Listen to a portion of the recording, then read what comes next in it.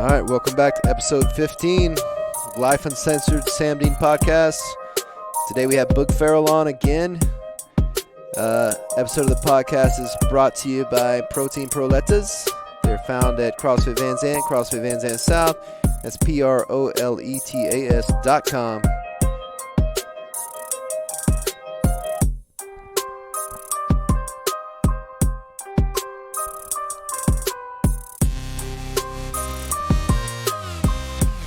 Also sponsored by our coffee roasting company, Van Zandt Coffee. Order online at vanzandtcoffee.com. You can find us at Atticus & Co. Modern Goods, downtown Athens, Texas, Boog's company. It's Christmas right now. Shop there for Christmas. Don't go to Dallas. Don't go to Tyler. Go to Atticus & Co. before you go to those places. You can find Van Zandt Coffee at Come and Take It Athens, Atticus & Co. Treehouse Cupcakes. You can find us at Pony Espresso in Canton, at Southern Brew Canton, Southern Brew Edgewood, Giddy Up and Go in Willows Point, Bloom and Brew in Grand Saline, Pool Tight Farms, Paul Michael Company, Picket Fence, CrossFit Van Zandt. Thank you guys for listening to our show. Once again, Boog Ferrell's on, and when he was on last time, we were going to talk about the 100-mile race and do a recap of that this time. So I really appreciate all the listeners. Thank you for supporting us. If you want to sponsor the podcast, reach out to me. My email is vzfit@me.com. You can give me a call, send me a message on Instagram or Facebook or Twitter, and let me know that you want to sponsor. It's pretty cheap, and it helps us out quite a bit. So enjoy episode 15 with Boog Ferrell. Thanks for listening. Bye-bye. All right, welcome back, everybody. We have Boog Ferrell back today. His second time to be on the show. Welcome, man. Thanks for having me. I'm doubly honored. Thank you for being here. So last time Boog was on, we talked about this race, this 100-mile race in West Virginia. He got me to go run with him. I got 43. He got to 100. But we're going to recap the thing today on this podcast. Here later in the show, we're going to recap. First, we're going to talk about some other things. But I'm so glad for you to be back. It's been a while since my last show with Adam Henderson. And now that we've gone through Thanksgiving and everything. And, yeah, man, it just feels good to get back on the podcast. This is so relaxing for me. Man, I'm glad to be back. I don't know that I've slowed down much since the race. This is probably the first time you and I have really visited much since the race. So everybody asks you, well, have you recovered yet? You've obviously recovered. Yeah. How long did it take you to recover from 100 miles? This week is the first time, like yesterday's workout in particular, was the first time I felt like pushing and feeling 100%. I was able to run really the week after the race, and but I'd lost about 10 pounds or more during the race, and so I've gotten most of that back. I started doing movements and stuff a few weeks after, but it's just now 100%. So a month for me. Okay. I felt like I was ready to go back again a week after I ran. A week. Of course, ran half the distance, so that's about right. That's about right, yeah. I mean, we went to Sedona and had a great time, and I ran a couple of times. But even on those runs and on the workout since being back, it was like, yeah, this is good. I'm not hurt. I'm able to train again, but I'm not ready to race again. I'm not ready to just go all in.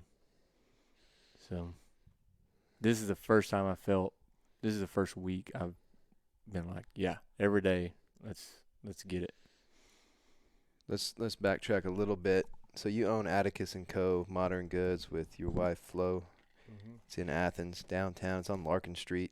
So if you go from Canton to Athens on 19, it's on the right before you get to downtown.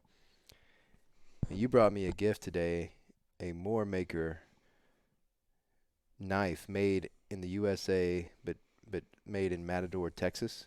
Yeah. How'd you come across these knives? So, some of my buddies in college carried those, and when I graduated from Texas A&M a long time ago, my dad gave me the knife that I have on right now. Actually, it's a stag.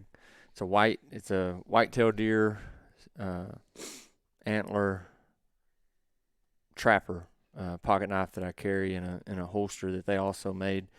And so I've carried this knife for 20 years and holds a good edge. It's a great knife. And I was used to do real estate out in West Texas, and I even visited their place once. I was like, it's before Google, it's before Facebook and Apple Maps. I was like, I gotta find these guys and see where they make these knives.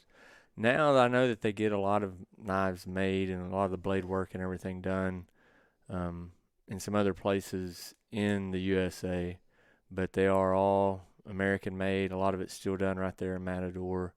And man, they're nice. They're simple, good working knives and beautiful knives. Yeah. What do you call this thing that for skinning animals? It's a gut hook. It's a gut hook. Yeah, for gutting, for field dressing. So I wanted one of those because I'm killing a lot of hogs and, every once in a while, hopefully a deer. And I wanted a gut hook on my knife so I could skin more easily. I traditionally do it with the whatever knife I have on me, really. I don't have a normal carry knife. I have a nice spider code that I carry a lot, but I wear the same watch every day, and I carry my phone, but that's about it on normal carry stuff. So I want to incorporate this whenever I have my belt on, to always carry this for the rest of my life. Thank you. Yeah, my pleasure. I'm a gift giver. That's one of my love languages. Yeah. And you had said something about needing one of those, and I know, like, I'm particular about the things that I use, and when it comes to field dressing a deer, having a gut hook is really handy. Having a drop point knife as well for when you're working on the inside, it doesn't snag things as easy. So I love that blade for that, and it has a really good weight.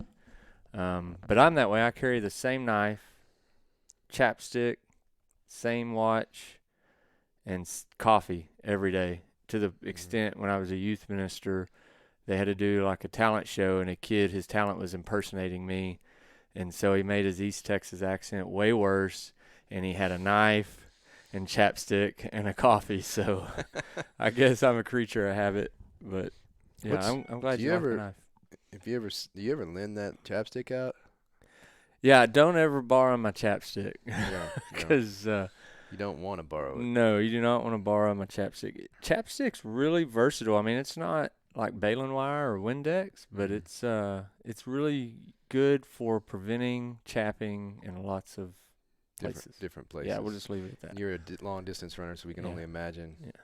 I'm a Vaseline user, as you know. But what's Windex good for other than Windows? Windex? Oh, man. You have to watch Big Fat Greek Wedding. They tell you all about it, but it's I know this for jellyfish. We take the girls to the beach, and there's been a few years where there's a big jellyfish population right there at the beach. They get stung. They come running up to us. We spray it on the sting. They go right back out to the water. That ammonia just neutralizes it. So I assume it'd be good for bull nettles too, but I've never tried that. Didn't know that, man. Yeah. Just learned something. Podcast is paying off. Mind blown. Speaking of podcasts paying off, I'm gonna pat myself on the back real quick.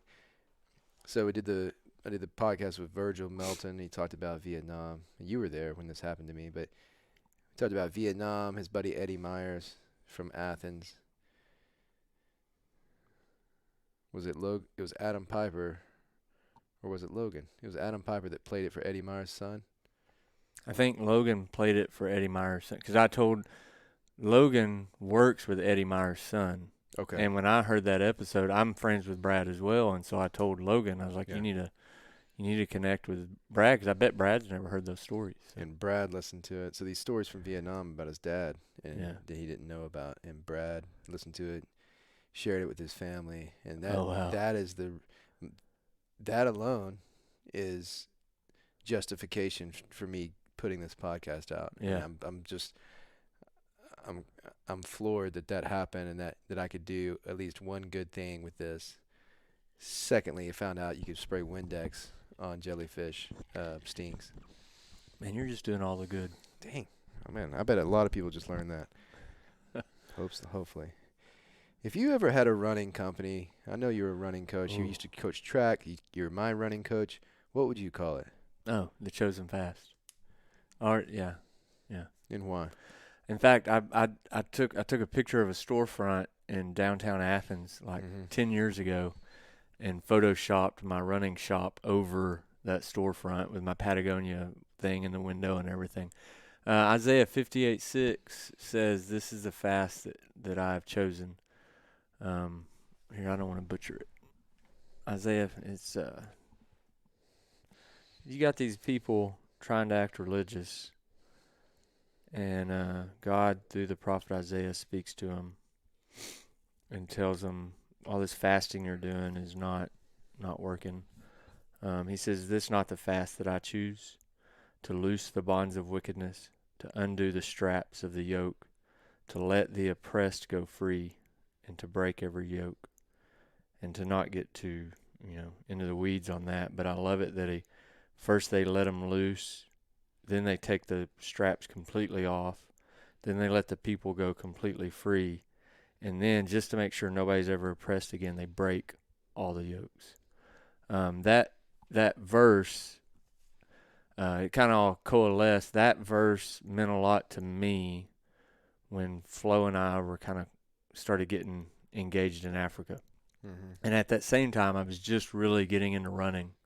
That was, I'd been running for just a couple years whenever we got into that. And I love it. My kind of tagline for it is live free, run well.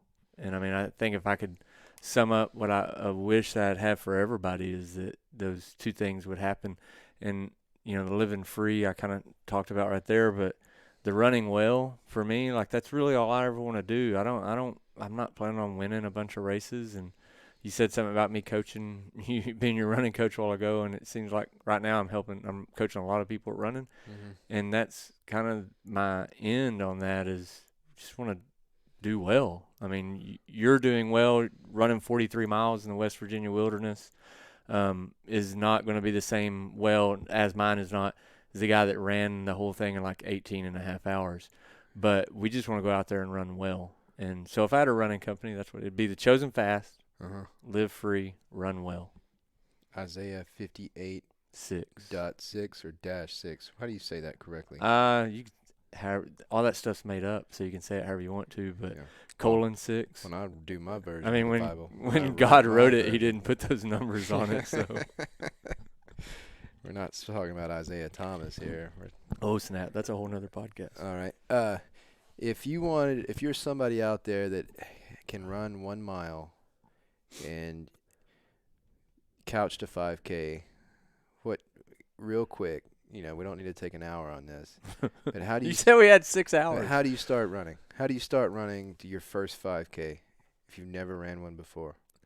Well, the first thing is, as an adult, we just need to avoid being injured as we're training, So we want to go after it, but not really hard one day and then not get to run anymore the rest. So if you're going couch to 5K, my first suggestion is we want to get to 20 minutes. We want to get to where I can run 20 minutes because it's going to take at least 20 minutes to run the 5K. So start out with just try to run. I'm going to get out the door, step 1. Yep. Step 2, walk 5 minutes, then run 5 minutes. Then walk 5 minutes, then run 5 minutes. You got 20 minutes done. Then what I'm going to start doing is each week, if it could be each week or each half week, close that walk gap by 1 minute. So now I'm walking 4 minutes, running 6, walking 4, running 6. Once I don't need to do anything fancy until I can get that to 20 minutes.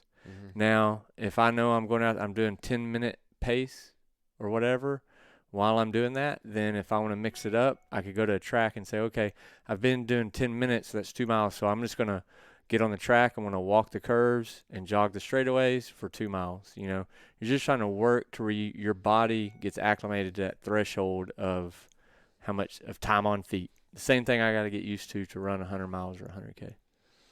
Is it okay to walk your first 5K? Absolutely. I believe so. Stay on top. Whatever you got to do to keep moving forward.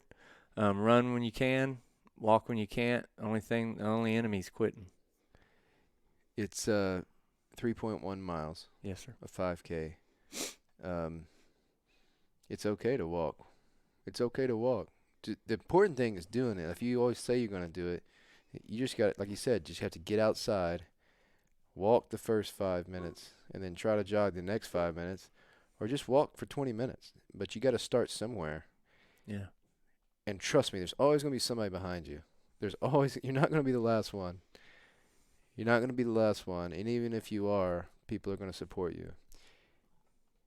If you've ran a 5K before and you want to run a 10K, what do we do?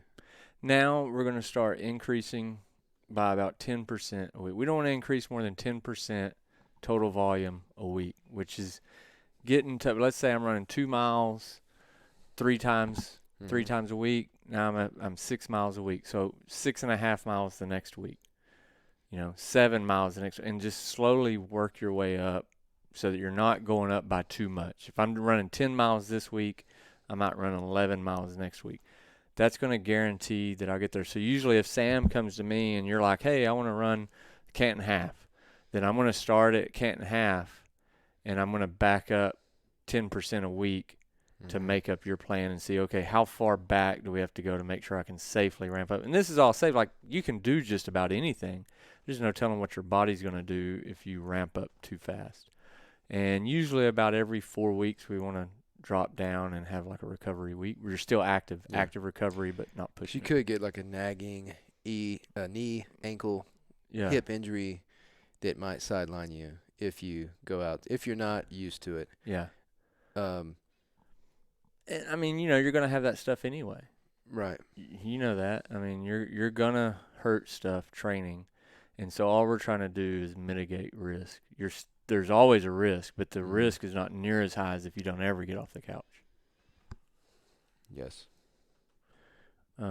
Like, I remember there was a time when I was in my life when 1 mile was dreadful. Mm-hmm. There was a time in my life where I failed a 2 mile run in the Army. My first test, I never ran that far. 2 miles. And I was like, how the hell does somebody run 2 miles and keep this up? I mean, these guys are monsters that can run 2 miles.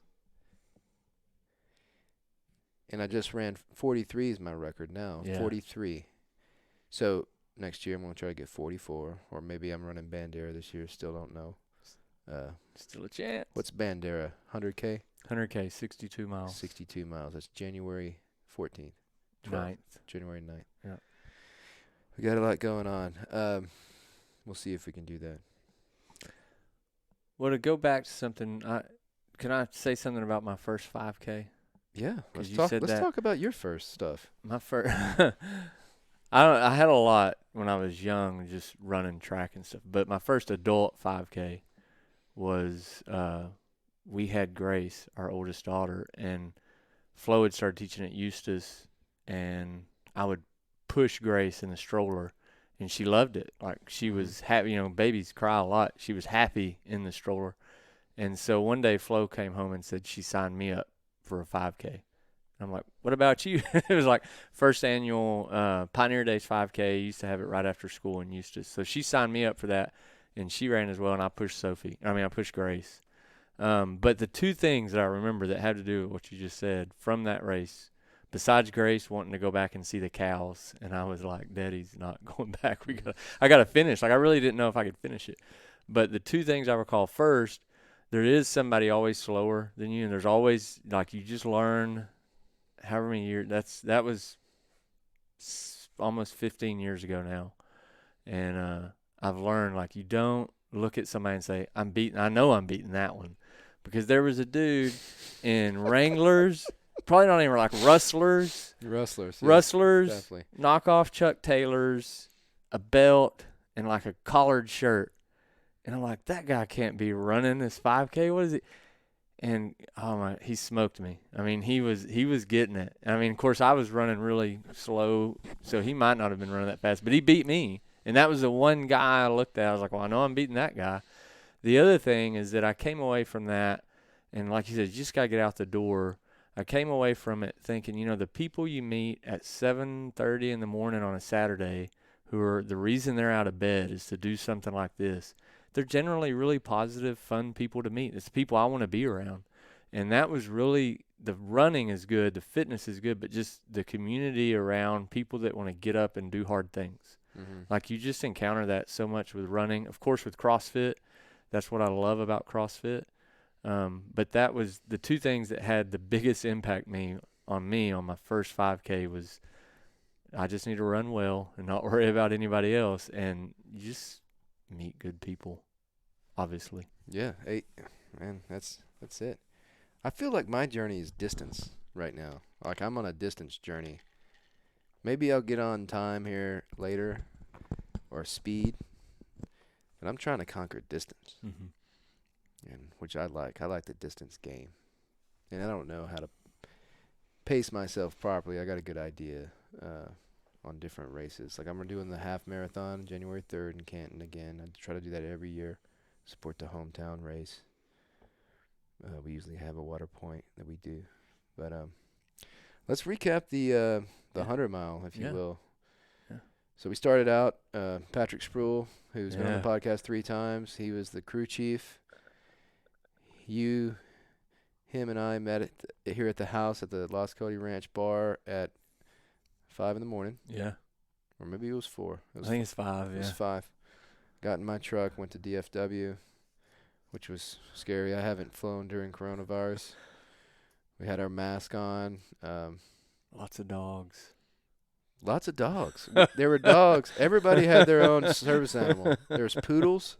There were chihuahuas. None of them dogs. Yeah. All those dogs was being served. I didn't see any of those dogs serving nobody. There were a lot of dogs. So we flew from Dallas. Pretty uneventful. We watched Mad Max with the Fury Road. Tom Hardy and Charlize Theron.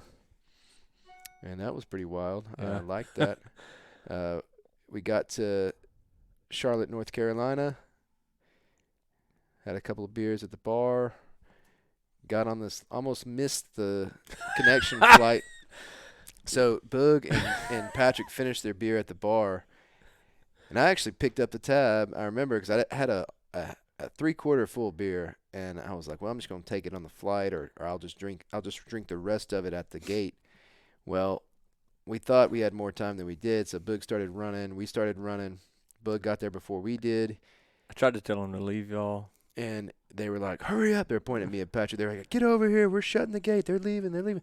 So I was running, and the lady's like, you can't take that on there. So now I'm looking for a trash can just to throw it away. And this one flight attendant or stewardess looks at me and goes, you finish it right now. So now I'm chugging beer in front of like 50 people, and I hadn't chugged beer in a long time. This is like this ain't a Coors Light. This is an IPA. So I'm like, it's all this beer. I feel like I'm in a fraternity here. I'm trying to chug this beer. It's coming out of my nostrils, but I finally got it down and threw it away. Well, actually, the lady just took it, and we ran out because we're going to West Virginia. We had to get on the runway at a major airport and get on this small little spy plane. And anyway, we're the last ones on. Everybody's pissed off. And then we pretty loopy at this point. But then we get to Charleston, West Virginia. Yeah. And we get the Mazda rental car. Man, zoom. Zoom. This is a black Mazda SUV. Sucker could handle Baby really corners like it's on rails. It handled like a Mini Cooper, this thing. West Virginia. Explain West Virginia. How can you? It's wild and wonderful, man. I didn't know what to expect, honestly. Y'all might have known more than I did. I don't know how we were late for a plane. I don't know how we ended up in West Virginia, and I don't know what I expected, but I don't think I was prepared for just how the mountains. Like I remember flying and looking out the window and thinking, this can't be our mountains. Like, this must be some other place, and it's going to kind of mellow out before we land. And because we're not running this stuff. And then, and then we landed. So I wasn't, in my head, prepared for how big the mountains of West Virginia were. And I wasn't prepared, even though I've read books about it and articles, and about, like, I wasn't prepared for the poverty that we witnessed driving down. I mean, we have poverty here in East Texas, of course, but it's on another level. It's on another scale. Yes. We kept asking each other, well, where are all the jobs? Like, where are the businesses that are open? Where's the economy? Where do these people work? And it was desolate and sad. And now I'm sure these people are happy, and we just got one little glimpse of it from a certain angle. So I'm sure the state's not entirely like that. But, once a thriving economy on the coal industry, now a lot of that's been shut down. Yeah. And there's a lot of shacks. There's seemed like a lot of people, but not a lot of business. Not a lot of commerce, and just several abandoned homes, which is one of the most striking things. Just how many homes would just be empty. Yeah. Yeah. And, this is kind of getting ahead, and kind of a spur, I guess. But, like, I look at Bryant, our friend Bryant Baker and his wife Laura, that invited us to come out there and run this thing and put on the race.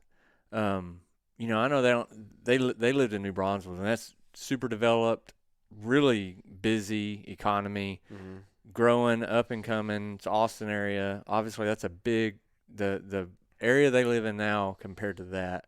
There's no comparing those economies. But then I think the choice that they've made, too, there's no comparing. Like, his backyard is a trailhead, and they have 40,000 acres of public land that his 3 girls are going to grow up on. So I know that there's some people moving out there and that are making a choice to live in that area just to have access to all that wildness.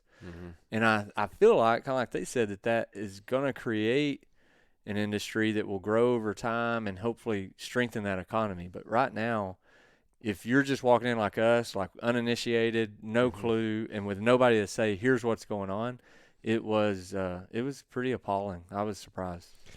And another thing, like, you think all that New River Gorge is public land now. It's national park type land, which to me, that also, you have to start over and build around that, because that's land that could be developed by a private person to make money. Now it's like, okay, no money to be made that way. Now you have to adapt and use it in some, tourism type way, recreational way, which is a whole other problem. And people have to have money to spend on recreation. Yeah.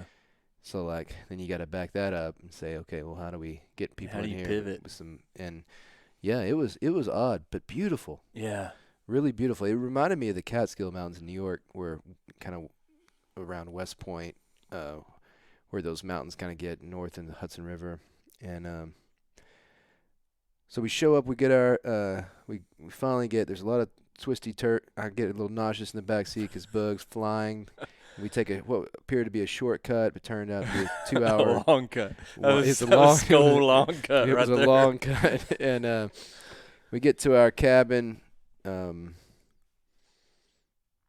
think we get there that night. We sign in, get our packets or whatever. Next day, we go out and check out all the checkpoints. So there's a checkpoint on this 100-mile race, a checkpoint about every 7 miles. And we have drop bags where we're going to have to take the food that we prepared. And we're just trying to get a lay of the land. And that was a fun day. Pull me one, too, if you don't mind. Yeah. It was. I've never been to a race where you really didn't know where the aid stations were going to be. I think partly because these aid stations were so remote, and also because of COVID, they didn't want a bunch of people at the aid stations. So we really were kind of like super sleuths. We were having to kind of figure out in a backwards type way how to find them. And I'm glad we did. And while we were running, sometimes at night, Patrick was going to have to find them and be there with our drop bags and another pair of shoes and whatever we needed in the car, which Patrick did a phenomenal job. Yeah, I got to say, I mean, it's kind of a larger point. You grew up with Patrick. I didn't know him really well. Going into it, I'd just been around him at the gym a few times and had breakfast, I think, and heard him on here. And ultra running for me, a lot of it's pretty solitary, and so I spend most of my time training for that alone. I spend, in 100K, if it's a 14-hour race, I'll run 13 of it by myself. And you get really kind of dependent on yourself. Like, I'm good, it's just me, this is doing my thing. So I don't run with a lot of people. I've ran with you probably more than I've ever ran with anybody in a race, between Spartan and West Virginia. And so almost when you introduce another person, it could be a good thing or it could be a really bad thing. Because, I'm a net zero. Like, I'm okay with just me. So if somebody else is going to be in the mix, it needs to be a positive or it can't. I've had it where it's a destructive thing. And I really, honestly did not know what to expect with Patrick, but he was incredible. Patrick, if you ever listen to this sometime in the next 10 years, you are incredible. He was Johnny on the spot, and we'll get into all those details, but I can't say enough about how awesome he came through. He was. He was. He was there every time. Best crew chief ever. Best crew chief ever. You guys are the best runners ever. Yeah. So going to bed that night, we went to bed early. We had a fire every night. We had a lot of wet firewood, so it was kind of a solid. We're working on fire all the time as we're relaxing at the cabin. We never made it in the hot tub. It's a regret of mine. There's also deer walking around everywhere, and or bear. And Bryant said, yeah, there's bear. We never saw a bear, but I thought I heard one. The next day, our race started at 7:30 a.m. and it was kind of like any race I've ever done, but there's only 15 of us starting at that time. Yeah. They had it kind of separated because of COVID. There were 200 racers in the race, and we started at 7:30 a.m. So Boog's strategy that he gave me on this run was walk the hills. And that's any ultra marathon trail run? Yeah. Walk the hills? I would say for anybody going for your first ultra, for sure. Ultra is over a marathon. That's an ultra. Yeah, marathon. 26.3 or more. Or really just going for any – if you're doing your first trail run, there's a bunch of people that go down to Bandera and do their first 25K. This is still a good strategy for them. If this is not a road run. And so just plan on power hiking up and run down. Run the flats if you want, but run down. But I make a strict – because pride – cometh before the fall. Yeah. So I try to set some boundaries. I knew that with 100 miles, I'd never done that, and if we just walked up and ran down, we would be fine. So if you can finish and use that strategy, do it for your first one. If after that it moves from mileage to time, then At one point, I was taking too long of steps, and you said, "Hey, take shorter steps." And what were you trying to make me do? So, one of the things that I've learned is, and you just want to be efficient. Yeah. When I take those longer steps, I'm using a bigger range of motion, which with CrossFit, we're familiar with that. It's basically you're doing a deeper lunge, and that's fine. It is more powerful. You will cover that ground faster in that one step than my two short steps. But what it turns into is it's just like doing a bunch of deep squats as opposed to a bunch of half squats. Fatigue. It's going to start fatiguing. You're really drawing on that posterior chain a lot more, and which gets a great fitness adaptation, but for an ultra is requiring more energy. And so if I can be more efficient, it also, some of those overuse injuries that can be acute that happen during a race or from those tendons and things and IT bands moving over those bones. So if you can just basically stay lighter on your feet, you minimize that impact. It's going to take a little bit more time. It's going to take more steps, but it's going to be less taxing and less injury-prone type of movement. You just want to kind of move. It's not really a shuffle, but you just want to be efficient. Light on your feet. Gingerly. Step gingerly, which is perfect for you. Yeah, right? So I never cramped up the entire time, which is we amazing. had nutrition. We had a lot of food. We were constantly eating. Constantly drinking. I was making sure I drank half electrolytes, half water. But I did feel like my hamstrings were like ropes, man. They were Yeah. tight. Yeah. I never cramped though. And when we finished a marathon, I changed my shoes because I felt a burning sensation on my Achilles. Never had a blister. It's crazy. Never had a blister. My feet were wet when we crossed that river crossing. Mm-hmm. But I started feeling burning on my Achilles, and I don't know if it was my shoe or what, but then I put a different pair of shoes on after the marathon that Patrick had, and man, it was like heaven. Mm-hmm. You wore the same shoes the entire 100 miles. Yeah. Yeah. No issues, no blisters. Did you get what kind of foot damage did you have at the end? None. Not zero. 0 foot damage. I know my long toes, so the second toe on my foot, Yeah. both of them, the toenails are bruised, but Yeah. they're fine. No, I mean, I say none. I mean, my feet are pretty mangled from Yeah. running in general, and so the ends of my toes are all pretty nasty, but they just kind of stay that way. I mean, that's just par for the course. Yeah, my hamstrings were super tight, and like you said, the Achilles got really tight. I think Yeah. it's just that monostructural movement, Mm-hmm. and you're not.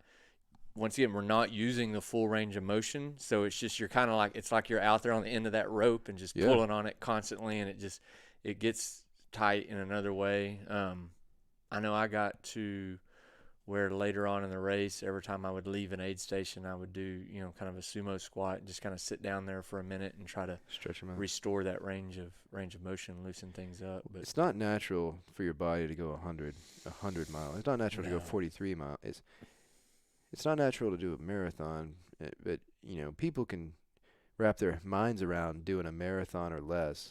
yeah, It's whenever you go further than that, it's like, okay, because if you've ever finished a marathon, I have a few times, and I'm toast after that. Yeah. Just the fact that you kept going after that, it's a lot of mental. It's a huge mental game. I got emotional at the end of it. When you started talking about just random things, and that was half your fault bringing up stuff.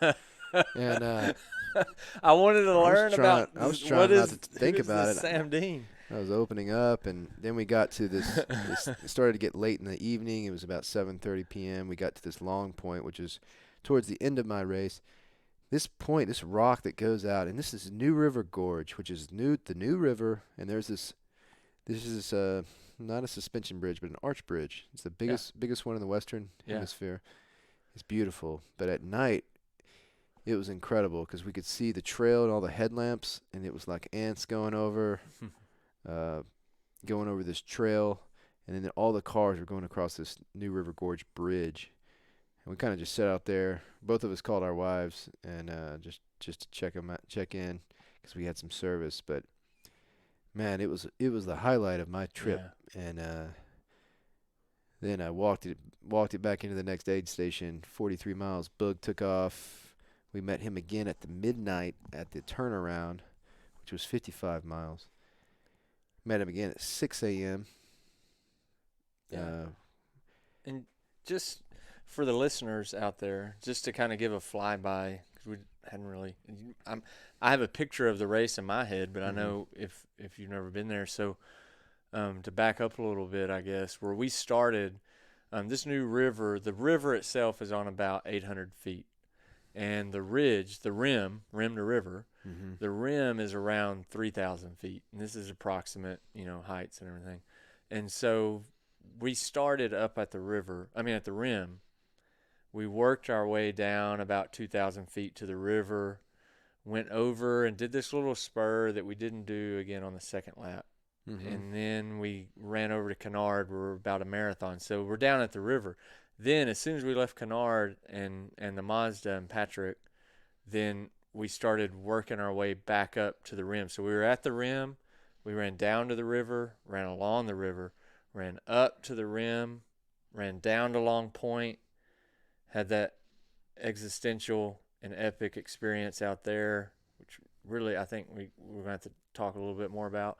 And then I ran down to the river to Fayette, then up to Anstead to see you guys back on the rim. So on that one lap, you from rim to river to rim to river to rim, and then we do it all again coming back. But there's some parts they leave off on the second lap, so we're at 55 miles, but then it's only 45 miles coming back, which for me was a huge mental thing, knowing that I'm closer to home at the halfway point. Yeah, and you're past 50 miles. You're 55 miles in, so that's good. But yeah, that Long Point, like I said, I've been doing this 15 years, and Long Point was one of the highlights of all my racing ever. Just getting to hang out there for a minute. Yeah. And I didn't know really what was going to happen once we separated. I'd made it pretty clear to you how I wanted to separate because, I mean, really at that point we were both pretty rough, and for people to kind of get that course, I mean, this is not in a real controlled environment. You know, there's parts where, like at Long Point, where if you just take the wrong step, you're falling 1,000 feet, you know, in the dark. At this point, we had been running like 12 hours, I think, about 12 hours, and the body starts doing some weird things, and you get kind of zombie-like, and I just know how bad off we could be. It was really good to have a buddy and to be together, and there's some parts out there on that trail where if you fell off, they may not find you for a week. Yeah, you know, if ever. Yeah. We saw Model Ts just laid down. They've been down there 100 years. I mean, you could end up being one of those Model Ts. Some racers probably wanted to fall off there. Yeah, I would have. At some point, I was like, you know, it might not be that bad. Just fall off on there. Roll a boulder off on my arm and let me stay here, please. At the aid stations, they had like quesadillas, cheese quesadillas, and they had these potatoes, which I ate a couple times. Yeah. And then you made those breakfast tacos that I had at the first station. Yeah. We had some pizza, and we never ate that pizza. It sounded like it was a great idea. Yeah. I thought it was going to be appetizing, but and then when I really wanted to do the podcast about, Boog had this beef jerky, and there was two. That's the whole reason I'm getting. And there were two points to where I actually ran out of water before I got to the next aid station because I go through water like crazy because I sweat so much. I was out of water one time, really thirsty. Boog gives me this beef jerky. He doesn't tell me it's jalapeno beef jerky. Burns me completely up. And I was cussing him, but then he gave me some of his water. So look, it wasn't bad. The thing is, it's a race. It's a race, and you got to do – I can't outrun everybody. Whatever you got to do to take out the competition. Yeah. I was like, this ain't his first race. I was like, damn, got me. That's an honest mistake. Got me. I was so thirsty. And he hit me with the jalapeno. Spicy. It was spicy. And, it's the worst. I wish I had a gallon of milk. I'd have chugged it right then. I'd have chugged it. It was a couple Tums. But it really was great. And of course, I think I told Ashley, I was like, I got 43, and everybody's like, oh, I'm so proud of you. You did great. Of course, a little inside. Of course, I wanted to finish 100. Yeah. Didn't train for it. I do CrossFit every day. I like to kind of go out and see how far I can get. And obviously, I know now you have to train to do 100 miles. There's no way around it. However, like I'm going to give myself the rest of my life to get 100, which I know I'll get that sooner than later. Yeah. But I'm going to go for 44 miles. Just like if I were to run a 5K today, if I don't finish for some reason, next time I'm going to finish. Yeah. See how far I can get. And I'm proud of that 43 miles. And you don't always accomplish everything you set out to, and it's okay. And the hard part is just going and starting it and just doing it. Yeah. And that's so many people don't do that. And there's nothing to be afraid of. The 200 people ran it. How many people finished? 138. 138 finished. Yeah. So there was a third of people dropped. A third of the people like me dropped, but we still supported. Patrick and I still supported Boog. And Boog, so you had like 4 miles, 2 or 4 miles to go, and you ran up to me with a nosebleed. And I thought you just had to run around the lake because it's bad. You got some bad directions. Yeah. I thought you just had to run around the lake to finish, but then you were gone forever. And whenever you came down to the finish line, I had FaceTime with Flo and your girls, Uh, and they got to watch you live come across the finish line. Your first 100 yeah, miles, yeah. your personal record. How did that feel, finishing that race? Well, it felt a lot like finishing Bandera. It was just different. I mean, so usually running Bandera, a slow Bandera year is going to take me about 16 hours, and this took almost twice that. Mm-hmm. So it in the because of the amount of gain, it felt about twice as hard as a Bandera. So if you ever told me I had to run Bandera and then turn around and do it again, I would have told you you're nuts. But so that felt good. Um, I always get emotional at a finish of a long race, and so I felt really. You feel a lot of love. It's like coming back into the gym and Murph when you run back in for that mile, and it's Yeah. you feel amped. So I was, and I love you guys, and I love Bryant, and so I just felt really blessed. Mm-hmm. And then because you're such an ass, you put the girls in front of me. Yeah. I mean, that was just cruel. That paid me Sorry. back for the beef jerky because then I'm not just a little bit emotional. Now I'm really emotional because I think about, I kind of go through phases. Like I can't start thinking about my girls too early on in the race. Usually when it gets really bad at the end of a race, I'll start thinking about my girls because I want to be their Superman. I want to be their heroes. So if I set out to do something, I want to do it. And but I honestly didn't think they would see it. Yeah. I was gonna call them later. So as soon as I saw them on the phone, I just lost it. I mean, I learned about 10 years ago that to be a good runner, if I want to be a good runner, I just need to be the best dad I can be. Yeah. And then everything else will take care of itself.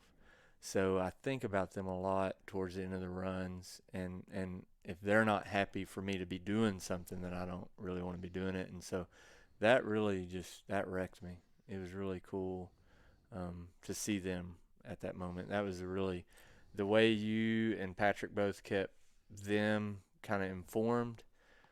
You'll never know. I ran a race one time at Bandera where I was on the first lap. I was ahead of Flo and them the whole race, and so I never got to see them on the first lap. Then the second lap, I was behind the whole time. I never got to see them, so I didn't see them all day, and that was one of the most depressing days of my life. That most depressing race for sure, because I draw so much of my inspiration just from their joy, and for you guys to do that really meant and will mean a lot. But it was awesome. I mean, I didn't run fast. I was 30 minutes under the cutoff. So it took him 31 hours. 30 minutes. And that's all throughout the night. He had a headlamp. You're just running nonstop. So, people ask me all the time, well, did y'all stop to sleep? It's like, no, you can't. There's no time. There's no time to sleep. When you talking about your girls, do you ever, when you're out running, you ever feel guilty about, I'm out here not with them? Yeah. That's the main deal, right? Yeah. It's like, I'm trying to do this. I do this for me, but I'm also doing hard things. I'm inspiring other people, but I truly enjoy what I'm doing. Yeah. But I'm a little guilty for being out here by myself. Yeah. That's been a struggle forever. And Flo and I talk, like, I get pretty obsessive. My tendencies to be obsessive about it, and so I really have to watch how much I'm out there. I don't want to be. That's another reason why I just want to run well. Yeah. If I really wanted to win, I would be out there 6 hours a day, just like with the games. I mean, it would be one of the runners I used to read about when I was earlier on in the racing. I mean, she was one of the best women ultra runners in the country. She had 4 kids. She had a full-time job. She's sleeping 4 hours a night. She's training 8 hours a day. I'm not going to do that. I mean, I'm not gonna do that. And so I do some of the things I try to do to offset that. That's why I CrossFit early in the morning, because really, if my girls are up and available, I want to be around them. And so a long time ago when they were little, I started doing my long runs early in the morning on Saturdays, because they don't usually wake up until around 10 anyway, so I can get it done and get back and be present. And I've found that, if I don't do that, if I wait till it's later in the day and then I go do it, maybe I'm supposed to do a 3-lap training run at Tyler State Park, and I'll get 1 lap in, and I know the girls are up, and I'm looking at my watch. I'm like, I'd just rather be at home, and so it is a trade-off, because I feel like that's part of my job as a dad. Yeah. Is to do the everyday epic. So there's that. There's extreme of, the games athlete or the people that win the 100-mile. Like that's their primary focus. Yeah. There's guys like me and you that try to balance the being a dad. But then there's a lot of people that say, well, that's just selfish. I can't go to the gym. I need to be here with my spouse. Or the spouse makes them feel bad about it. Yeah. So they never help themselves. And I feel like if you're fit or you're in shape, you can help more people. You're going to be a better father. You're going to be a nicer person to be around. You're going to be more productive at work. And when you're successful at work, you can provide for more people, your family, your community, your church, whatever. It's all included. But you can't use it as an excuse. But at the same time, if you're obsessive about it, then it could be detrimental, just like anything else. Yeah. I think you can poison your well. I mean, for me, what I've found is that sometimes in those situations, I've found when somebody's resenting the other one doing something positive like that, there's usually a lot more going on than just that. Like, that's just a symptom of deeper things going on. And for me and Flo, I've found that when I love her well and I keep us healthy, or we keep us healthy, there are literally, and this happens, there are literally times she's like, you need to go for a run. Like, it's not like I'm trying to sneak out and get my run in so that I don't get in trouble. Like, that whole concept of getting permission, getting in trouble, like, that stuff shouldn't be in our marriage at all. And we've fought hard to kind of banish that. Like, we're going to love each other well. And when we love each other well, there's no problem with my running. When I obsess about anything, if I put anything above my family and, that becomes bigger than it should be, then yeah, it's going to be a problem. Wouldn't matter if it's running or the Dallas Cowboys or my truck or whatever. I mean, yeah. So it's taken a while, but I mean, I've been doing this, like I said, 15 years, and when I ran the fastest marathon I ever ran, I came home to a really unhappy house. I went up to Wyoming and did a race up in the Bighorns and came home to a really unhappy house. And so it's taken a lot of hard work and my hard-headedness and not being a slow learner to figure out how to balance it. And really, CrossFit has helped a lot, because CrossFit fills a void. With CrossFit, I'm not having to try to train for 4 hours a day, because I'm going to have a level of baseline fitness that's there, and then I just have to run enough to be able to run well, because we're not trying to win anyway. I just want to enjoy it and feel like I'm doing good. So we have a workout. Let's say the other day it was 50 wall balls, 50 pull-ups, 35 wall balls, 35 pull-ups, and then 20 wall balls and 20 pull-ups. Why not do 1,000 wall balls and 1,000 pull-ups? Well, it's because we all have 1 hour to maximize our fitness. 1 hour a day for a normal person to live a healthy life, go to work, provide for your family, spend time with your family. We need to maximize that hour. So that's why intensity is king in that. And you can overtrain, man. And You can. family's the most important thing. It's more important than your job. It's more important than your physical life or whatever, your gym or your church or whatever. Family is the main deal. Somebody said this other day, is like, if you leave your job, or if somehow you can't work anymore, like, they'll replace you the next day. Yeah. Like your job. We'll literally replace you the next day.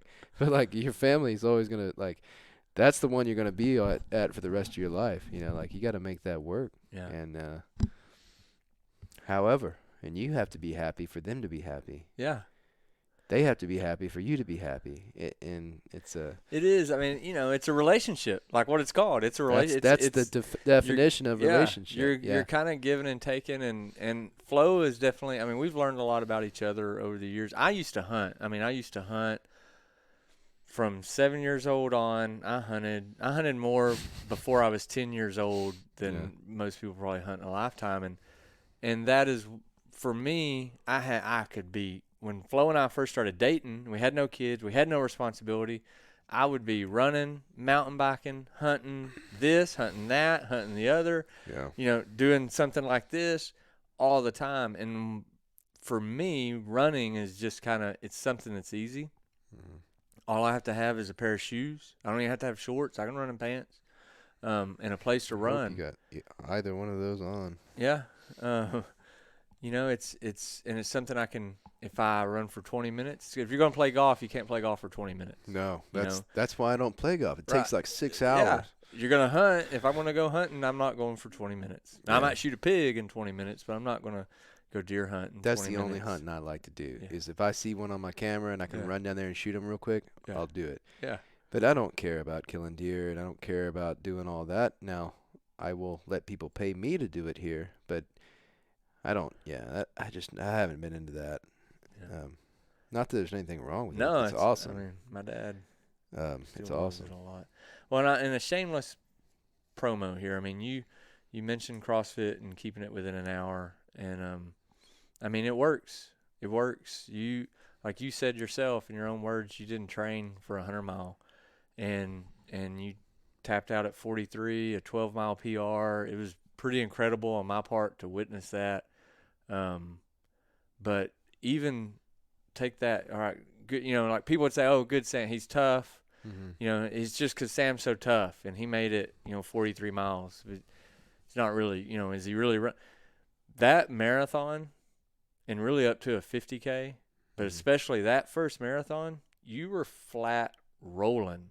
Like, I don't know whether you really appreciate how well you ran the first marathon of that course, which is great for a CrossFitter and then, in your words, a non-runner. But I know lots of runners that train for trails and that this is what they do and that they are doing it 6 days a week, and they don't run a trail marathon as well as you ran that first marathon. And that was tough. Like, we started out, first 14 miles was super technical mountain bike trail. Some of the steepest stuff on the whole course is that first 14 miles. And then it's multidiscipline. Then you had the Railta Trail to get to Kennard. I mean, that's just flat grinding, and you were grinding that out. You were running the mile 20 to 26, which in a marathon, which that's people are dropping like flies. You were grinding that out all the way to Kennard, and I really can't. I don't know that I even really got it then because I was kind of out of it, but that first marathon, you crushed. Yeah, it was tough. And I know you want to keep getting PRs on distance and everything, and you do, and I want you to finish it. And you did good getting a PR, but that marathon too was quite a running accomplishment. I didn't even. It was impressive. When we got there, I changed my shoes and we kept going. I didn't really sit back and think. I think I did a Facebook Live video at the time. I was like, we just finished a marathon. Yeah, I mean, it was tough. I mean, especially that long straightaway at the end, man. Yeah. It felt like we ran that thing forever. It was 7 miles of just 9 miles. It was 9 miles of flat. Just flat. It was it seemed like 20 miles, and I was like, where? Because this always happens to me whether I'm running distance or I'm doing a hike or in the army ruck marching. I always think that the finish is just around the bend. Like it's. I mean, it could be 9 miles and I'll know it. I'll be 400 meters into this bitch, and I'll be like, it's just around the bend. It's got to be. In my brain, I'm such an optimist. My brain acts like that all the time. Yeah. So I'm always let down. I just got let down after let down, and then I ran out of my water. Boog gives me the jalapeno. He gives me the jalapeno jerky, which turns it into 12 miles. And then he gave me water on that. But yeah, we kept trudging along, and we were still ahead of a lot of people. People kept passing us, and I'm like, how the hell are we in front of these people? and they were pacing themselves a little better, I think, than I was. Uh, but yeah, man, I'll never forget that, man. That was great, and we saw some beautiful stuff. Yeah. Entire rail yards abandoned, Mm-hmm. going across these beautiful streams, and all these coal mines that were abandoned, coal on the ground. Yeah, Just from coal on the ground that you're running in. um, That section right there too, like we were trying to get to the Brooklyn mine. yeah, And we kept thinking, oh, it's just right there. But then we saw these other mines, and I remember in that section we're running an old narrow gauge railway that connected all those mines. And you're on a trail, and then just the rails start emerging from the trail, and you're like, well, crap, better not, I'm going to break a toe or something on this. Yeah. But it just, the history of the place really was, and that's the thing, even looking down from the plane when we were flying in and looking at pictures, and in the pictures that we've sent, you can look at those hills and you're like, well, it looks kind of like the hill country. And you look at that little river and those hills, you're like, oh, that's kind of nice. But when you're there in person, I mean, that river is 300 yards across. I mean, it's a huge river. Yeah, it's big. And then those trees are 200. They're not little scrub cedar trees. They're 200-foot tall, oaks and beech and all these other beautiful trees. It's like, it's a pretty, the scale of the race. I think that was one of the things that, when you and I were sitting on Long Point, and we're seeing these headlamps, and I have the video of it. It doesn't look like much on the video. It's still in my mind's eye. You can see those headlamps, like you said, working their way down the gorge beneath the bridge, across the river, and then up the other side of the gorge beneath the bridge, and then going off towards Anstead. And you're like, oh, that looks pretty. Well, you're looking at, right there, we were looking at about 14 miles of trail, in one view. Yeah. You're seeing 14 miles of trail. That's longer than all the trail at Tyler State Park. That's half a loop at Bandera.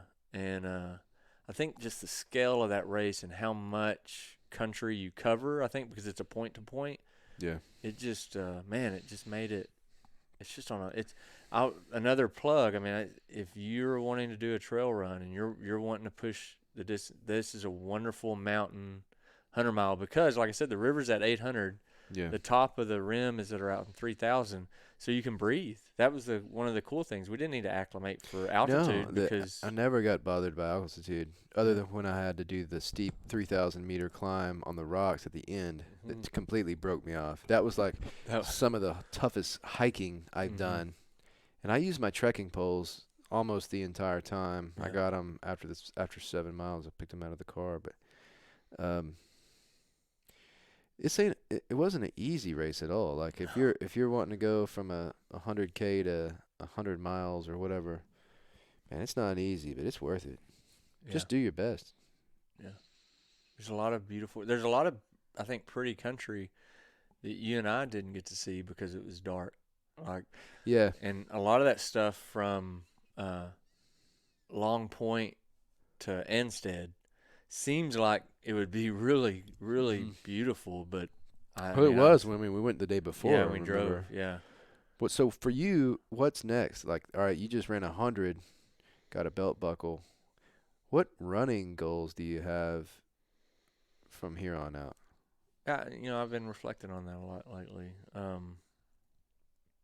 That was a big one because for the longest time, because people know I'm a nut. In their words, I'm a nut, and they're like, man, this is Boog. I mean, you need to meet this guy. He runs 100 miles, and every time I have to be, well, I've never actually ran a 100 mile. I've done lots of 100Ks and lots of.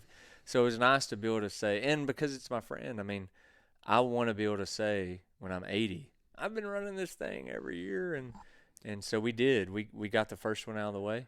Yeah. So that was a huge goal. Now, and with Bandera coming up in about 4 weeks, I used to run a little bit faster. We've kind of, with getting into CrossFit, my overall fitness has gotten a lot better. But it's not just like I switched to CrossFit. We changed houses.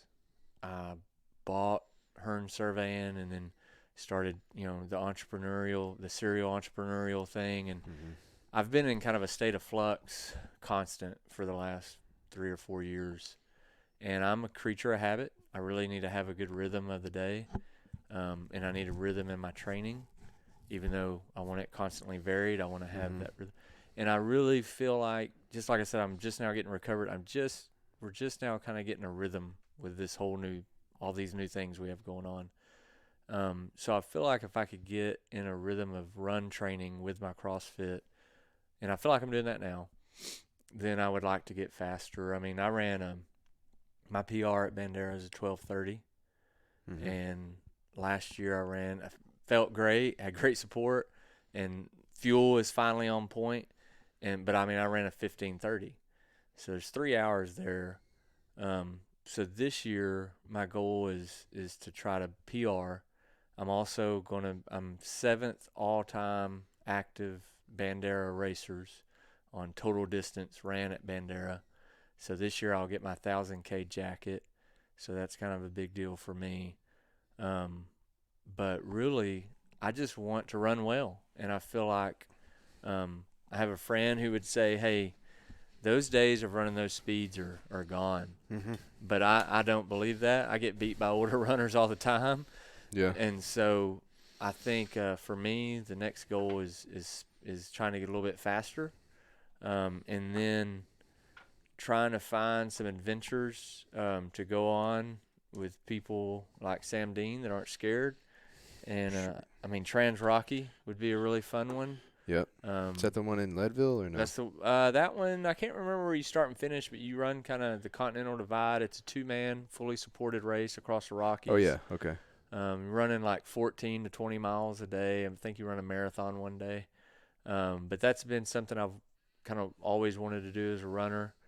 But that's it. I mean, I'm a Texas runner. I don't have to be running out of state all the time. I think if West Virginia is the only out of state race I do every year, that'll be fine. I just want to keep getting saltier. I mean, I want to be like old salty balls Sam Dean, and just keep learning more about myself. You're gonna need some more salt. I'm going to eat more bacon. Yeah. But I think that's it. Bandera PR benchmark of 1,000K there. That'll be my 13th run in a Bandera. And then I've already signed up for West Virginia for next year. So just have like Bandera, West Virginia, a couple other little things, but those are the two staples. Those are going to be my staples. Yeah, those are my Super Bowls. And really, at the level I'm training, if I can be running like marathon 50K distance, I'm training really good for that distance. Yeah.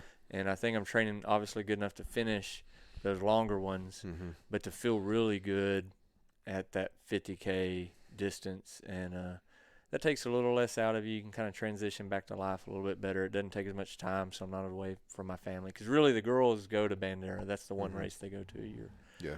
And so there's a lot of people that race almost every week, and I don't have the desire to do that. I love my CrossFit community. I love messing with my cows. And I remember when I started CrossFit Van Zant, it seemed like every weekend there was a CrossFit competition, somewhere. And I got burned out. And I was like, look, I'm not going to any CrossFit competitions unless it's mine. Unless I'm throwing it, which we did 3 a year. And then, we've done 2 a year for the last couple of years. We've only done 1 this year because of COVID. And the one we did was great. But what was one of your big takeaways from West Virginia? I mean, where do you see? Man, I liked it. It was an adventure for me because, running from Canton to Athens was 31.5 miles. That's the longest I've ever ran. And, when I say run, there's times we walk up hills. It's not continuous running, but it's continuous movement, continuing, movement. I've done marathons in the Army. We did a marathon foot march one time at Fort Hood. So I'm always I love to test myself on what can I go do right now. Like if I had to put my boots on right now and go out there, like what could I do? And I like to be in a state of readiness and kind of a state of this is what I can do based on what I do every day. Now, yeah, I could take the time, and selfishly, I could take the time, and it's not selfish, but I have so much going on right now that training specifically for one thing to me is it's not in my priority list. Like my priority is not it's not the very top. Um so going out and being able to do 43 and pace out, I claim that you're a pace man. Even though if you didn't have to stick with me, you would have finished a lot faster. You still finished, which I'm so glad that turned out the way it did. I probably would have started too fast and then cratered is what would have happened. Yeah. Pride before the fall, That's like right. you said. But no, I loved it, man, and I loved spending time with you and Patrick, and Patrick Sproul, man. There's nobody I'd rather hang out with than Patrick Sproul. He's the best, the funnest guy, and Yeah. you're almost at the top of that list as well. But I love it. I'm gonna give him next year. I'm gonna try to hit 44. If I can get a spot, hopefully I can, and then I might hit 60. I might hit 55. I might hit 80. Who knows? Or I might get 100 next year. Who knows? Um,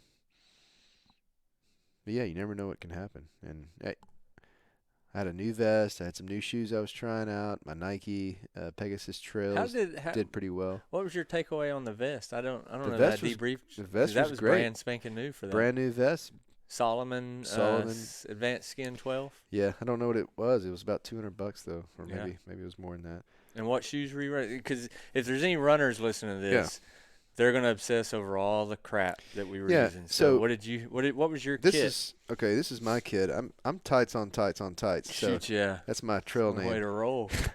So the name of the game's compression for me. I'm short and stubby, so I have Boog gave me. I have some 2XU running tights, and then I basically wear those as underwear. And then on top of those, I had 2XU. I believe they're 2XU. They're running tights. Yeah, I need one. Thank you. And then I had Nike Trail Pegasus 2, which is the new version. I can't recommend these shoes enough. They're badass. And I always had the Trail Pegasus 1s that I ran the Spartan race in. I've had 4 pair of those, but I just got the Pegasus 2s. I love the 2s even better than the 1s. And after the marathon, I changed from a pair of the 2s to a pair of the 1s. And they were great, but the 2s are even better. And they're out right now. You can buy them. And that's what I use. Before I put all my clothes on, I have this kind of like body glide I put all over my private area and my nipples and everything. Then I wore just a Brooks running t-shirt that's real thin, that's breathable, and then my vest.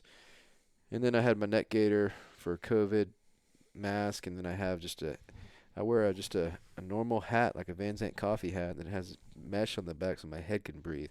Otherwise, I'll get really sunburned. I always have to have my sunglasses. I have a pair of mechanics gloves to keep my hands from being too cold. I also have some Black Diamond trekking poles that I use for hiking too, and they look like ski poles. You can also use them for skiing, I guess. Yeah, and that's it. Just What headlamp did you have? My Petzl. I bought a Petzl because I always had a Petzl in the Army. It's my favorite. It's one button, simple. I have a Black Diamond that I bought that was expensive, that has like 86 different features, and it wears me out. So I never can figure it out. I'm always clicking it a certain way, hitting these little buttons, and that pisses me off. It just pisses me off. So like I'm gonna give that to somebody because otherwise I'll throw it in the trash. Well, and that's such a ultra running thing too. Is little things make a big difference. Like Yes. there's so many things that are going to happen that are completely out of your control that are going to suck. Yeah. And so whatever you can do to minimize the things that are going to suck. So if it's like, because I love Black Diamond headlights, but I don't have problems with mine because I'm used to them. But it's like You're mentally stable, not like me. Yeah. I tried like an iPod before, and just the volume of the songs not being right, like totally wrecked about 20 miles of running for me. So it's like the little things. Yeah. You gotta have those little things. I love running. You told me like one time there's this guy at Bandera or whatever that has like just a pair of shorts on, maybe some old New Balance. Yeah, Gordy Ainsley. Gordy that just runs. Everybody's got this technology. Mm-hmm. He doesn't give a shit. He just goes out there and runs it every year. Yeah. He's the oldest guy out there Yeah. probably. But like that's true badass material. I mean, Yeah. it's badass stuff. And what's even more badass is whenever you can be a normal person and have a normal job and a good family, and you can go out and run 100 miles. Yeah. And you're not just this running freak. Yeah. That's badass to me. Murph, you're desperate to get on this podcast, aren't you? You just gotta be. But you know what I'm saying? Like the CrossFitter who can go do CrossFit, not competitively, but can RX some workouts, but but is a normal person. Yeah. And because you can also obsess about that, and that's your entire life. Well, okay, good. When you die, they'll be like, oh, such and such CrossFitter. Man, they were pretty good at CrossFit. I'm sad they're gone. That's all that's gonna give you. That's it. Yeah. And that's not worth a lot to me. No. So I'd rather have fun, do things I love, do a bunch of different things. Like the regret. Regret's the only thing you don't want to have at the end of your life. You have everything else that make regret. So I love to do a 100-mile race. Like that sounds adventurous to me. Yeah. It's exciting. It's a feat of strength. I love, working and doing these businesses that I have, and I don't want to leave any stone unturned on the whole life thing. Yeah. You're supposed to be on this podcast, man. Yeah. I'm just Yeah. talking. Well, I'll tell my kit then. Yeah. So what I used at the race, my kit's pretty much the same. The only thing, so last year I started Bandera in Solomon's, which is what I've ran in since I started trail running. And at the 50K mark, I felt like I was kind of having a stress fracture on my fifth metatarsal, and I switched to my Hoka One Speed Goat 3s. They saved that race, and then that's been, I still use my Solomon Speed Cross for, like if I'm doing hill repeats, something super technical or I'm not running for very long, I'll run those. But my feet, I think because of CrossFit and starting to do more movements besides just monostructural single direction, with all the squatting and the jumping and landing of CrossFit, my toe box has gotten wider. My feet have kind of splayed out a little bit and like gripping the ground more. It's changed what shoes are more comfortable for me. So I start down there, Hoka One Speed Goat 3s, which they're not making those anymore, and I'm sad. The Speed Goat 4s are really good, but I like the tongue on the Speed Goat 3s better. Then I thought they were called Hoka 1. They're called One. I thought they were 1-1 too, but Chris McWaters with Tejas Trails, Hoka sponsors the major Tejas Trails races now. They're like partnered up. And when they say it at their official race, they say One. So it's I think it's a Hawaiian thing. So I need to learn. At one point I read it, and I was like, oh, that makes sense. That's pretty cool, but I can't remember. We need to ask Jesse Henderson. Yeah, Jesse could probably tell us. My dad has like 3 pairs of them. Maybe he could tell us. I don't know. But those 2XU compression socks, the calf sleeve type socks, 2XU Wolverine X-Man running tights, and I always run in Patagonia Capitoline featherweight or lightweight silk weight t-shirt, and I have a long sleeve version of that, but I don't think I used it. I think we started with a short sleeve and gloves on. At West Virginia, and then I had an older. Let me plug the Patagonia Capitoline real quick. That stuff's so awesome. So the first Patagonia shirt I ever had, I bought it at Backcountry in Tyler, which is a Boy Scout store. Yeah. Because I was a Boy Scout. So I had this shirt as a Boy Scout. It was a Patagonia. It was blue, silky Capitoline. There was a guy, I can't remember his name, but he's on TV. He was an outdoor. It wasn't Steve Irwin, but it was more of a kid's show. But he had that blue shirt, and he's famous. I just can't remember his name. But he had the same shirt. He was always wearing a blue silky shirt, and that's what it was. And I had it, and I wore it in Boy Scouts.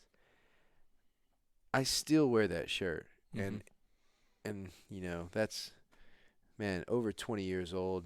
It's like 25 years old, and it's still there's a couple of holes in the armpit, but before everybody had Patagonia, like it's a very good quality gear, and the goose down jackets are the best. You can't beat them, and Yeah. that's why I still wear them. I have some duct tape on mine because I ripped it, but like I don't want to get rid of it. This is the warmest thing I have, and I've got several of them, and um,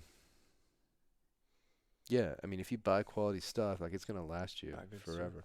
Go ahead. I'm sorry about your vest. Yeah, no, I had so I'd never had any cap. 2008 Rockledge Rumble 50K in Lake Grapevine. They gave away Patagonia Capeline. It was that race benefited veterans, and they gave you a Capeline long sleeve shirt for the finishing shirt. That's the first one I had, and then now so I have a long sleeve one, and that's what, like, you can wear it from 30 degrees to 60 degrees. You're still comfy, But then I had my my older Solomon Advanced Skin 12 pack, and I had a insulated bladder in there, which I just started using those a few years ago. So I was drinking on that the whole time. I had our kind bars and food and poisonous, toxic, partner-killing beef jerky in the pockets. And I had my phone because I took about 1 million pictures. Red hot beef jerky. Yeah. It was really, I mixed Red Hots with it. That was in there with it. Hot tamales. I had all that stuff kind of poked down in the pockets. And then I always wear a Head Sweats hat. And I had a black diamond spot for my headlight. And I only went through 2 sets of batteries, I think, in overnight. So I was really surprised with the setting, because I would dim it down if we were walking and climbing, but anytime I was jogging or we were moving faster, I had the spot on, and the batteries lasted really good. I was really surprised. I wanted to try the Kojala light bar, but after that's just too much light for me, and it's too heavy. Yep. For my purposes. But we saw people using them, and they were loving them. They were using them. They were blinding me. Yeah. And then I had a Pearl Izumi Houdini type jacket, and there's so many things I learned on the 100 mile that I've been trying to learn forever. And that was one of them. Like, I'd come out of the aid station, you get cold sitting there at night, and I would put that Pearl Izumi over everything, over the pack and everything. And then, I mean, y'all saw me how bad I was shivering and everything at Anstead. And about a mile, or not even a mile, with a jacket on, once you get out of the aid station, start warming up, and then I could just pack it in itself and stick it back in my vest, and I was good to go. So that was a really good thing to learn too. That and just no sugar. I mean, for me, water. I had very little electrolytes. I would take a few shots of electrolytes, but it was mainly potatoes, breakfast tacos, quesadillas, beef jerky, and kind bars, the high protein kind bars. I mean, I was really, my gut felt good the whole time. I never felt, and I wasn't just completely zombied at the end of the race. So eating real food helped a lot. Yeah. I felt like. And you don't sweat near as much as I do, but I had salt. So I'm wearing the hat from the race. There's still a salt stain. Yeah, I had I can salt see 'em. all over, like so thick you could rake it off into a salt shaker. Like it was. I put out some major sodium, and so I'm glad I had enough electrolytes to not cramp. Because usually, even on a half marathon, I'll catch a cramp. Yeah. Half marathon. So, that really goes to, like, I was eating and drinking enough, and it was good. Yeah. It was good. All right. Well, what else you want to talk about? Oh, man. Proverbs 1:7, I guess. Fear of the Lord is the beginning of knowledge. That's where we should have started. I mean, we don't even know anything without that. So you're listening to Adam's podcast? Yeah, you guys, I appreciate you having the podcast. It's so good to hear. It's such a mix, like hearing Virgil and good gravy, Bill with the Brangus. I mean, registered Angus. I'm going blank. George Berg. George and Virgil's. I mean, those stories are just now in the pantheon of awesome war stories that people would pay money to hear those stories. Then to get to hear like the music education of you and Patrick, and then hearing like everyday stuff. You've done a good job of having a mix of things people can learn. I've never listened to one episode and thought I didn't get anything out of that. Well, thanks for listening to all of them. It's tough to get through all these. I'm sure there's been a few fans. I mean, I've got people that listen to the whole thing, and it's hard for me to listen to myself because I feel like I sound like an idiot when I'm talking. But I'm doing it just to learn from you guys, and thank you for being on, and thanks for inviting me on that 100 mile. I'll never forget that. It's something that I'll always talk about, and I plan on doing it again next year. Thanks for getting me into trail running, getting me out of my comfort zone of, marathon or half marathon, road running. I never truly did a trail run before I met you. Hopefully I'll do Bandera this year, but we'll see. And I'm not going to lose any sleep over it if I miss it this year. We'll get it again next year. But it's been good, man. I've enjoyed it. Thank you. Thanks for the knife. This is probably up there with the nicest gifts I've ever gotten in my entire life. So thank you, man. Thank you. I know I could not have ran that race without you and without Patrick. And I was really super appreciative. I know Flo felt a lot better sending me off with you going. Knew I was in good hands. And, my fitness goal had been with just ultra running, I could run places. Mm-hmm. And one of the things that drew me to CrossFit was I wanted to be able to run places and then do something when I got there. Yeah. And be capable.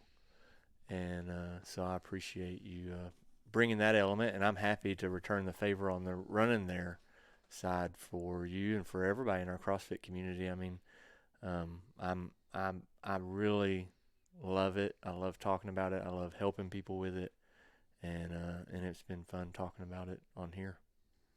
All right.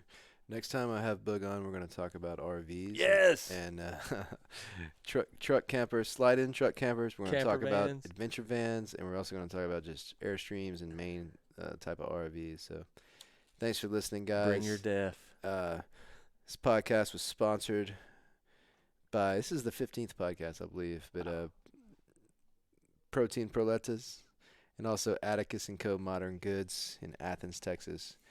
Thanks so much. We'll see you next time. Bye-bye.